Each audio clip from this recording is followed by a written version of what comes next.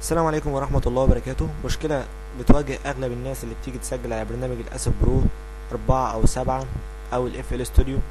المشكلة هي الزنة اللي بتطلع في الصوت. طبعا أكيد مشكلة بيعاني منها كل شخص عايز يعمل مهرجان. طيب أنا أصلا أنا نفسي بسجل بسماعة، لو سامع زنة كده المايك اللي أنا بسجل منه في زنة، لما باجي أسجل على الأسف برو بتطلع الزنة دي، لكن أنا بقدر أشيل الزنة دي ببساطة قوي بحاجة بسيطة بعملها. تابع معايا الخطوات دي. اول حاجة هتيجي على كلمة اوبشن، تختار اخر واحدة، تختار اوديو.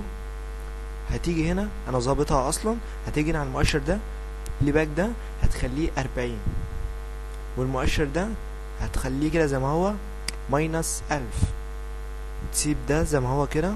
ده هتبقى 30، ودي هتبقى 5، ودي 5/10، ودي هتبقى 10.